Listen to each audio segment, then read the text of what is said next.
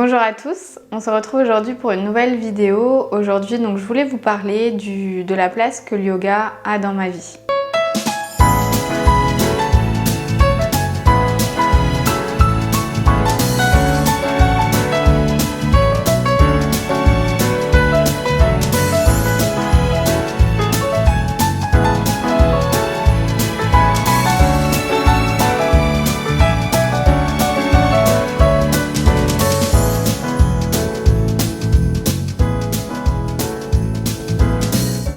Donc, pour reprendre un petit peu sur comment j'ai commencé le yoga, j'ai commencé le yoga lorsque j'étais en master. Donc j'ai fait un master management du sport et je suis quelqu'un de nature très anxieuse. Et donc le yoga, lorsque j'ai commencé, ça m'a permis et je me suis vite rendu compte que ça me détendait, que ça me permettait du coup d'être moins stressée, moins anxieuse sur mes partiels, sur les dossiers que je devais rendre, etc. Sur la pression que je me mettais, l'autopression que je me mettais par rapport à mes études.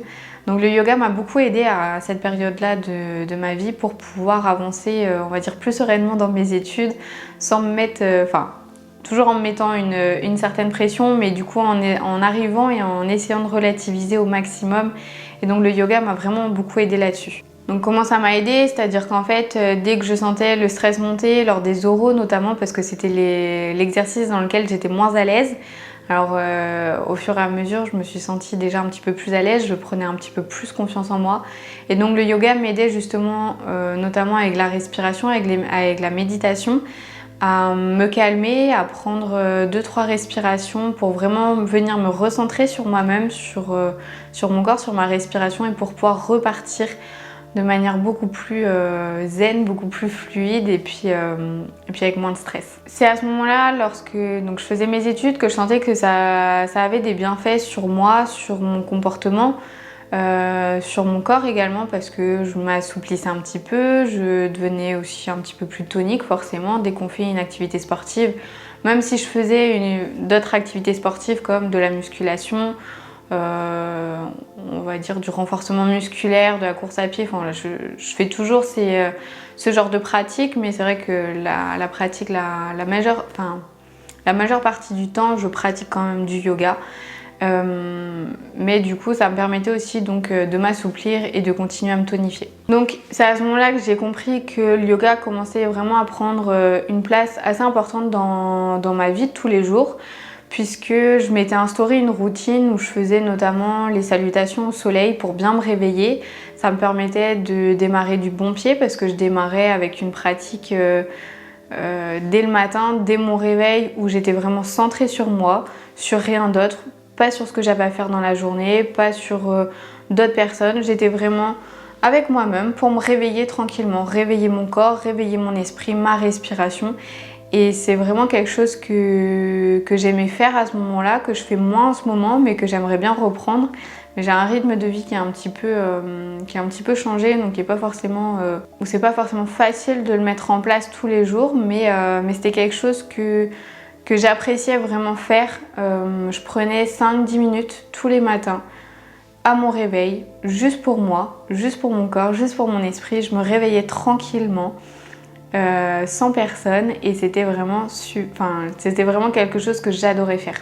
Et donc j'ai fait 2 ans de master. Donc j'avais commencé le yoga la première année de mon master. La deuxième année de mon master, je commençais de plus en plus à m'intéresser au yoga, aux bienfaits, à la culture du yoga également, parce qu'il n'y a pas que la pratique. C'est ce que je me suis rendu compte au fur et à mesure.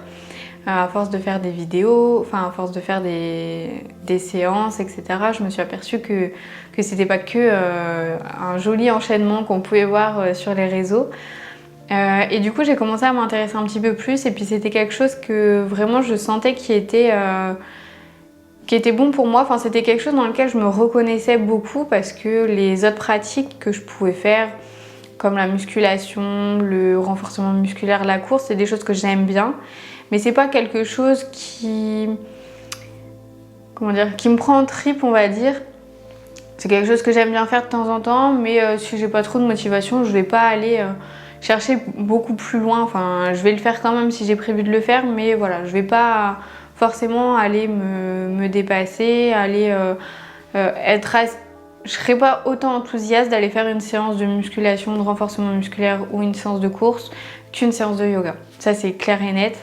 Donc j'ai commencé vraiment à m'y intéresser et j'ai vu qu'il y avait des formations de yoga. Je me suis dit que c'était quelque chose que j'aimerais bien faire. Dans un premier temps, pas forcément pour donner des cours, c'était pas forcément ça le but initial, même si j'y pensais et que je me dis que si je faisais une formation de yoga pour devenir prof de yoga, il fallait quand même que j'en fasse quelque chose parce que bon, ça a quand même son prix. Mais la première raison, on va dire, c'était vraiment pour me rendre autonome, c'était pour apprendre vraiment beaucoup plus de choses, que ce soit pour moi, parce que j'estime qu'avec le yoga, on grandit, on apprend à mieux se connaître, on apprend à connaître nos limites, voilà, on apprend vraiment à mieux se connaître. Et donc du coup, c'était avant tout pour moi, pour sentir que je pouvais pratiquer en autonomie, parce que j'avais pas forcément envie d'aller m'inscrire dans un studio de yoga pour aller faire un cours. À chaque fois que j'avais envie de faire un cours de yoga, j'avais envie de pouvoir faire mes propres cours chez moi lorsque j'en avais envie. Donc la première raison c'était ça, pouvoir donc, pratiquer en autonomie. Et puis en deuxième raison c'était quelque chose que j'avais envie d'essayer de transmettre aussi. Dans un premier temps à mon entourage, à ma famille, puisqu'il y a certaines personnes de ma famille qui font du yoga. Donc je trouve intéressant de pouvoir partager ça aussi avec eux. Et puis après, à plus grande échelle, donner des cours. Et puis voilà, c'est comme ça que je me suis lancée aussi un petit peu sur YouTube. C'était pour partager avec plus de personnes et notamment avec ma famille qui habite pas forcément à côté de chez moi, donc qui me réclamait des séances de yoga où du coup elles sont en accès libre. Ce que j'ai oublié de vous dire également, c'était que j'ai décidé de faire la formation de yoga donc pour pratiquer en autonomie, mais aussi pour en apprendre un peu plus sur le yoga, sur la culture du yoga, parce que c'est quelque chose qui est parfois compliqué à comprendre, parce qu'il y a différentes écoles, notamment au niveau de la pratique. Il y a déjà plein de pratiques différentes, donc des fois c'est pas forcément facile de s'y retrouver. En fonction des écoles, il n'y a pas forcément les mêmes choses qui sont dites. Et puis c'était quelque chose qui m'intéressait vraiment. J'avais envie d'approfondir mes connaissances là-dessus, puisqu'il y a énormément de choses à apprendre. C'est un sujet qui est tellement vaste et qui, je trouve, est tellement passionnant. Mais après, encore une fois, c'est chacun ses passions. Donc voilà, j'avais envie d'approfondir tout ça, j'avais envie d'en apprendre un peu plus sur le yoga et donc c'est pour ça que j'ai décidé de faire la formation. Donc une fois que j'ai fait la formation, donc j'ai pratiqué donc en autonomie moi-même dans un premier temps parce que je me sentais pas apte à donner des cours, parce que en sortant de formation, j'avais emmagasiné beaucoup d'informations et il fallait le temps de les digérer déjà dans un premier temps. Et puis de base je suis quelqu'un d'assez timide, d'assez anxieuse, donc du coup le fait de me retrouver devant un groupe tout de suite, je trouvais ça un peu stressant. Donc j'ai commencé dans un premier temps donc, à faire des petites vidéos qui sont pas sur YouTube pour certains membres de ma famille qui pratiquent le yoga. Et je donnais également des cours à mes collègues, notamment à deux de mes collègues qui travaillent avec moi dans l'association dans laquelle je travaille.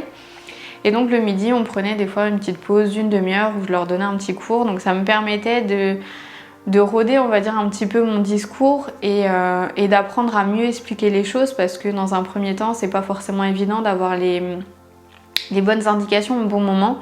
C'est facile de pratiquer, de savoir ce qu'on veut, quelle posture on veut mettre à la suite des autres. Mais des fois, c'est pas forcément simple de devoir expliquer les enchaînements, quelle partie du corps on doit bouger à tel moment, etc. C'est pas forcément évident de donner les bonnes indications au bon moment. Il faut aussi savoir s'adapter, parce qu'on retrouve des personnes qui des fois n'ont pas forcément une très bonne connaissance de leur corps, qui vont pas savoir lorsqu'elles sont en dos droit, qui vont pas savoir rétroverser ou antéverser le bassin. Donc il faut trouver des parades, il faut trouver des explications qui soient compréhensibles de tous et que ça puisse les mettre sur le bon chemin, sur la bonne posture pour pas qu'ils se fassent mal déjà dans un premier temps, et puis pour qu'ils puissent essayer de ressentir sans se faire mal, sans ressentir de douleur. Et autres. Et savoir aussi s'adapter en fonction des pathologies, des personnes qui vont avoir de l'arthrose au niveau des hanches, qui vont avoir mal au niveau des genoux, qui vont avoir mal au niveau des épaules. Il faut savoir toujours s'adapter Donc quand on donne un cours, on prévoit un cours, mais on est en constante adaptation sur toute l'heure du cours. Donc j'avais besoin dans un premier temps, avant de donner véritablement des cours à des personnes que je connaissais pas, j'avais besoin de rôder un petit peu tout ça auprès de personnes que je connaissais et où du coup j'avais moins de soucis à m'exprimer et à me tromper face à eux. Et donc aujourd'hui, je pratique quasiment tous les jours. Alors ça dépend des semaines. Il y a des semaines où je vais pratiquer tous les jours, d'autres semaines où je vais pratiquer aller 3 fois dans la semaine. Ça va vraiment dépendre, mais de manière générale, je pratique quasiment tous les jours. J'essaye du moins, ou au moins 5-10 minutes. Quand je pratique pas du yoga, ça veut dire que je pratique autre chose, ou des fois, il y a des jours où je fais rien. Mais j'aime bien dans la journée faire au moins une petite activité, même comme je disais, si c'est 5-10 minutes, au moins bouger un petit peu. Pour mobiliser mon corps, pour voilà, le sentir un petit peu bouger, pour pas le laisser complètement enraidi dans sa posture. Et donc même si ça m'arrive de pratiquer d'autres sports comme la course, le renforcement musculaire, etc. ou même du pilates, c'est vrai que la pratique prédominante, la pratique vers laquelle je vais me tourner dès que je ressens que j'ai besoin de prendre un temps pour moi, dès que j'ai envie de me sentir un peu mieux, de me faire du bien, ça va vraiment être le yoga. Et donc en plus de ça, maintenant je donne des cours. Donc dans l'asso dans laquelle je travaille, donc tous les mardis je donne des cours. Le mardi c'est le jour du yoga, donc c'est presque la journée que je préfère parce que je fais vraiment ce que j'aime. Du coup je transmets et je partage le yoga, donc je trouve ça vraiment chouette de pouvoir faire ça cette journée-là. Après, lorsque je donne des cours, c'est pas forcément ce que j'aime, c'est pas forcément la pratique en elle-même, c'est plus le fait de partager ma passion avec d'autres personnes, partager du coup des connaissances que j'ai avec eux et essayer de leur apprendre d'autres choses, de leur faire, de leur montrer des choses différentes qu'ils peuvent voir dans leur vie de tous les jours ou avec les personnes qui les entourent. Donc voilà un petit peu la place que prend le yoga dans ma vie. Donc c'est quasiment tous les jours. En plus avec les vidéos YouTube, ça me prend beaucoup de temps. Entre les tourner, les monter, et puis les poster, tout ça, de vous en parler aussi sur mes réseaux, donc sur Facebook et Instagram, ça me prend pas mal de temps, mais c'est quelque chose que j'aime faire parce que c'est, comme je vous disais, le yoga ça reste quand même ma passion et ce que j'aime le plus c'est de pouvoir le partager du coup et partager mes connaissances du yoga avec d'autres personnes et pouvoir également aider des personnes qui, comme moi quand j'ai commencé, des fois c'était pas forcément facile d'avoir des informations sur le yoga et fallait aller fouiller, enfin voilà, l'information n'était pas forcément très accessible. Donc du coup, si je peux aider aussi d'autres personnes dans ce que moi j'aurais pu rechercher à ce moment-là, ça fait grand plaisir. Donc j'espère que cette vidéo vous a plu. Je vous dis à bientôt pour une prochaine vidéo. Namasté.